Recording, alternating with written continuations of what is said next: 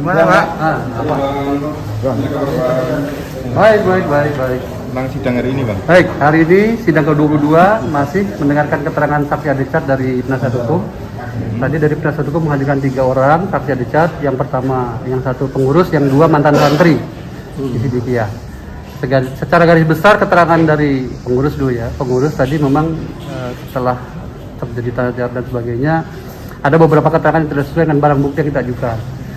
Dasar ada pemecatan beberapa orang santri, 13 santri itu dasarnya karena pertemuan secara akademik tidak cukup 70%, tapi berdasarkan surat keputusan yang kita sampaikan, kita ajukan dan perlihatkan di persidangan, dasar pemecatan karena ada fitnah. Jadi dari pengurus tidak bisa menjawab tadi. Kemudian ada beberapa pertanyaan-pertanyaan kita juga tidak bisa tidak bisa dijelaskan secara detail oleh pengurus, sementara dia dari 98 gitu. Terkait keterangan santri ada beberapa poin yang tidak bersesuaian dengan keterangan saksi sebelumnya. Itu aja mungkin poinnya. Terkait dengan perkara ini, apa keterangan saksi yang terkaitan? Ya, lebih menjelaskan keterkait ini masalah kepemecatan saja.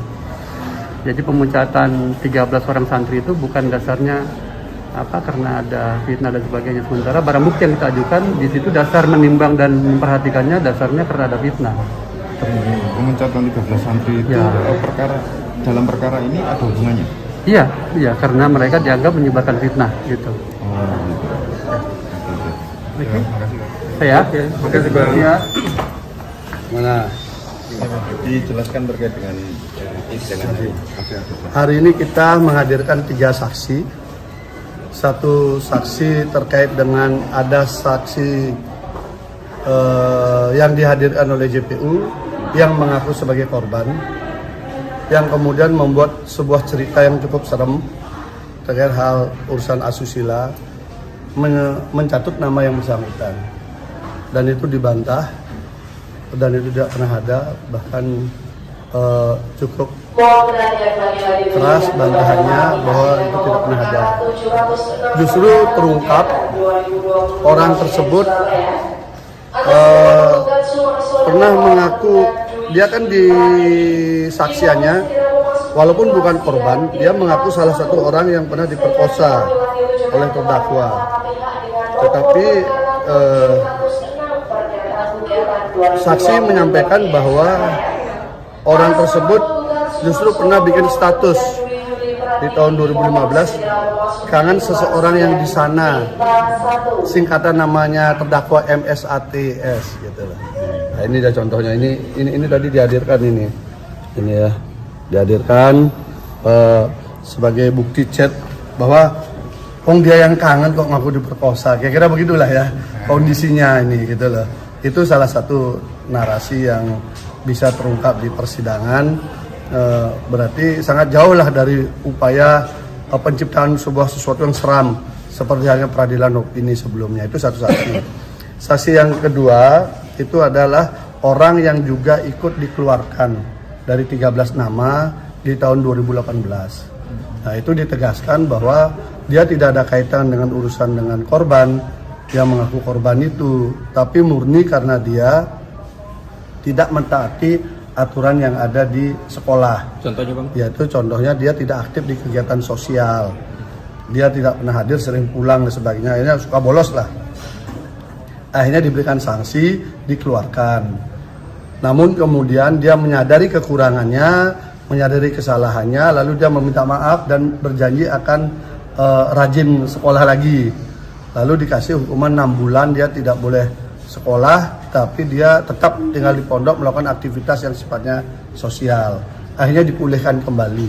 Artinya pemberhentian pengeluaran 13 orang ini murni karena ketidaktaatan dengan tata tertib di pondok pesantren. Jadi penciptaan sebuah kondisi bahwa itu terkait dengan mereka melapor ke polisi nggak nyambung. Karena kalau dikaitkan dengan laporan polisi kan dia korbannya sendiri melapor 2019. Dia dikeluarkan kan 2018. Bukan 2018 pelaporannya ya. Bang, dan ditetapkan sebagai tersangka 2019. Laporannya itu 2019. Jadi laporannya 2019 bulan Oktober, kemudian visumnya yang baru yang kedua itu November. Gitu. Jadi itu terjadi. Kemudian saksi yang satunya lagi adalah saksi yang menjelaskan bahwa Mas Beki itu secara real tidak pernah mengajar di IMQ atau MQ sejak tahun 2013. Tahun 2012 beliau pernah mengajar 2 kali, lalu semuanya itu diambil alih oleh saksi sampai sekarang pelajarannya itu. Jadi beliau tidak lagi mengajar, tidak ada hubungan guru dengan murid karena beliau tidak mengajar. Dan faktanya memang semua saksi mengakui tidak pernah mendapat pelajaran langsung dari beliau. Tapi beliau lebih banyak kegiatannya adalah membangun pondok, melakukan kegiatan sosial, mengembangkan usaha, dan satu lagi hobinya yaitu musik. Itu yang paling sering aktivitas beliau daripada mengajar husnul huluk yang diajarkan, yang disebutkan sebelumnya. Itu selama dari dibentuk IMQ beliau hanya sempat mengajar 2 kali di tahun 2012. Selanjutnya tidak pernah mengajar lagi. Itu kalau posisi sebagai jabatannya di pendidikan itu apa, Bang? Nah, beliau jabatannya disebut sebagai wakil rektor atau koordinator 2.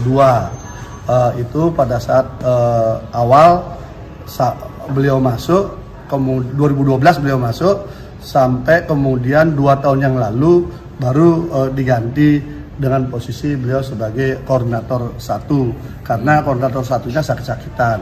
Namun secara kegiatan beliau tidaklah aktif. Kenapa? Karena menurut penjelasan tadi nama beliau dipakai untuk sebagai daya tarik banyak orang mau sekolah di IMQ gitu. Walaupun secara mengajar beliau tidak gitu. Jadi simbolik, dan itu tidak ada SK khusus untuk itu gitu. Karena sifatnya ini kan walaupun standarnya setingkat kuliah, tetapi kan polanya pola pondok. Tidak sama dengan universitas pada umumnya. Tapi itu murni pola pendidikan pondok, di mana puncak daripada pengajaran itu adalah dari Pak Kiai gitu lah. Selama Pak Kiai nggak bisa ngajar, maka yang lain lah yang mengajarkan berbagai materi. Nanti Pak Kiai bisa, baru Pak Kiai. Jadi polanya seperti itu di IMQ dan MQ itu. Jadi ketika dicoba ditanyakan dengan cara berpikir universitas pada umumnya, memang nggak nyambung. Maupun istilah rektor, makanya tadi sampaikan kadang disebut rektor Pak, kadang disebut koordinator. Kenapa gitu? Karena nggak nyaman juga katanya yang disebut rektor itu, karena kan kita hanya koordinator kegiatan saja gitu. Kira-kira seperti itu. Polanya masih begitu, sangat sederhana. Beda dengan yang SD, SMP, SMA. Gitu. Bang, tadi jaksa JPU sendiri kan ngomong kalau ada beberapa saksi Adi Cakra dan saksi-saksi lainnya itu sendiri tidak bisa membuktikan apa yang dipertanyakan daripada JPU. Itu pertanyaan apa itu? Pendalaman apa aja yang dipertanyakan? Yang nggak bisa diutarakan tadi? Iya, kalau yang ditanyakan tidak dia ketahui kan memang nggak bisa dia jawab. Ngapain dia harus menjawab sesuatu yang dia tidak tahu kan? Kalau dipaksakan dia kemudian bertanya sesuai keinginan JPU yang memang dia nggak tahu kan, memang nggak boleh. Dia harus menjawab sesuatu yang dia tahu.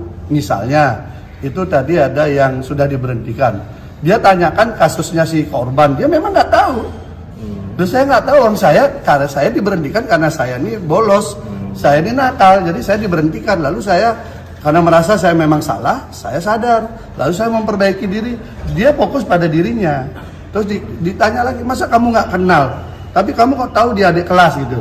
Ya saya lihat dari surat keputusannya. Kalau saya MQ itu berarti pasti kakak kelas. Kalau IMQ itu pasti adik kelas. Jadi kan benar jawabannya. Tapi kalau dipaksakan dia harus menjelaskan soal si korban, memang dia nggak tahu. Masa orang nggak tahu cerita kayak saksi-saksi yang dihadirkan itu yang bisa bercerita banyak hal, tapi dia nggak hadir, nggak ada di lokasi, kan beda kan. Jadi dia hanya menceritakan apa yang dia ketahui. Ketika dipaksakan apa yang diketahui JPU untuk dia jelaskan, jelas nggak mau dong. Orang dia memang nggak tahu, dipaksa kan nggak bisa. Jadi sebenarnya dia yang dia ceritakan itu misalnya ya, kenapa kamu diberhentikan? Ya saya salah karena saya begini. Ya jadi kita ingin pastikan bahwa surat keputusan itu tidak ada kaitan dengan masalahnya si peristiwa yang dilaporkan polisi itu. Tetapi ini memang 13 orang ini diberhentikan dengan berbagai perilaku yang berbeda-beda, tetapi menyalahi tata tertib sekolah kan itu. Makanya beda-beda mereka perbuatannya, tapi dikeluarkan bersamaan. Ada 2 orang yang kemudian kembali mengakui kesalahannya, ada yang tidak, itu kan pilihan kan. Tapi ketika kembali diberikan dengan pola-pola kekeluargaan lah, dibina lagi gitu loh. Itu Yang satu yang perempuan yang agak keras karena memang namanya dicatut untuk sebuah peristiwa asusila yang disebutkan ya cukup serem lah dalam cerita itu kan. Itu lebih serem daripada kisah mandi Kemben Sidomukti yang ternyata fiktif itu kan. Lebih serem lagi, makanya dia karena namanya jatuh kita coba cari. Kita cari orang itu akhirnya ketemu dan beliau bersaksi. Bahkan beliau menyampaikan, ini loh buktinya, orangnya malah ngaku kangen sama Mas Beki, orangnya tergila-gila sama Mas Beki gitu loh. Bang, dari Mandi Kemben itu sendiri yang abang bilang fiktif itu, sementara dari saksi yang sebelumnya pada dalam pra peradilan yang kesini, saksi dari pemohon itu membenarkan itu seperti apa, Bang? Yang mana?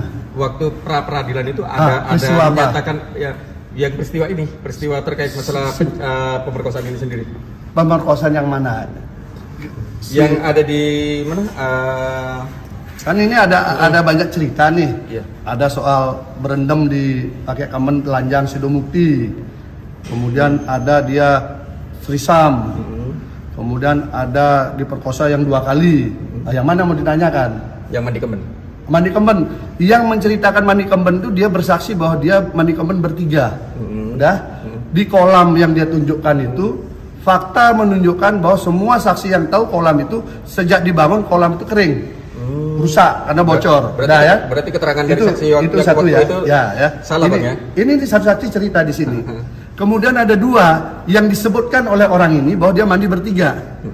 2 orang ini membantah nggak pernah ada itu. Lalu gimana orangnya dicatut?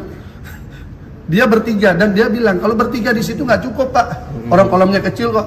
Kami bertiga nggak cukup dan saya nggak mungkin bisa berdiri di situ. Gitu. Karena tempatnya pendek segini. Gimana orang berdiri? Di atasnya ini bangunan.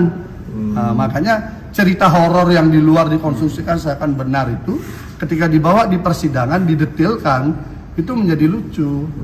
Makanya itu cerita itu yang dibilang pakai Kemben Sidomukti sudah gugur, betul-betul gugur.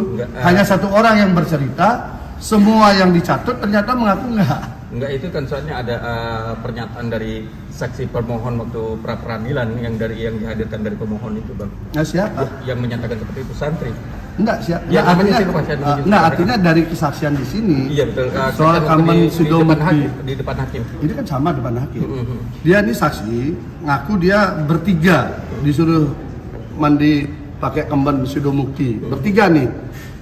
Ya, ini saksinya ini ya kita sebutlah si Indah sama Dorotul yang disatut namanya sama Firda. Ini ngaku dia bertiga. 2 orang ini loh di dalam BAP maupun di dalam sidang ngaku nggak pernah ada peristiwa itu. Itu 2 orang dicatut namanya, dua-duanya ngaku nggak ada. Nggak ada Pak, nggak pernah itu ada. Lalu gimana? Kalau mau mandi Kemben di sana airnya pun nggak ada. Artinya orang kolamnya bocor. Mandi itu, Bang ya. Iya. Itu ritual Kemben itu clear dan clean itu fiktif, cerita fiktif, clear dan clean karena hanya 1 orang yang bercerita, semua membantah. Yang banyak orang membantah kondisi kolam, 2 orang membantah namanya dilibatkan di dalam ritual itu. Terus siapa lagi saksinya? itu yang itu ya. Nah, kalau yang soal yang 2 peristiwa itu kan sudah saya cerita. Yang 2 cerita itu kan udah saya cerita kan, 2 itu bahwa nggak ada. Makanya ini akhirnya kita menjadi bingung. Ini sebenarnya kasus apa? Sebenarnya kalau aja saksi yang dilindungi mereka untuk tidak hadir di sini itu hadir, itu akan sangat bagus. Kita bisa buka karena kita sudah punya beberapa alat bukti, mau kita konfirmasi di situ. Kita akan ketemu mastermind dari skenario ini apa, kenapa harus si Mas Beki harus jadi korban itu loh. Selain dia kena anak tunggal, pewaris dan sebagainya, ada sisi lain yang bisa nanti terungkap. Sayangnya kan ini terlindungi dengan tanda petik berbagai cara. Dari tidak mau dihadirkan secara normal, harus kami berdebat. Akhirnya kami menemukan pasal yang mewajibkan itu dihadirkan. Ketika sudah dihadirkan, ditangani kemudian hanya lewat surat, dia tidak mau hadir. Akhirnya dengan surat itu kemudian dilindungi bahwa ini tidak perlu hadir. Ya sudah. Rekayasa masih berlanjut kan gitu. Lebih susah lagi kita bongkar. Untuk acara sidang besok apa, Pak? Masih ada saksi. Makanya besok saksinya kita ada kombinasi antara ahli dengan fakta.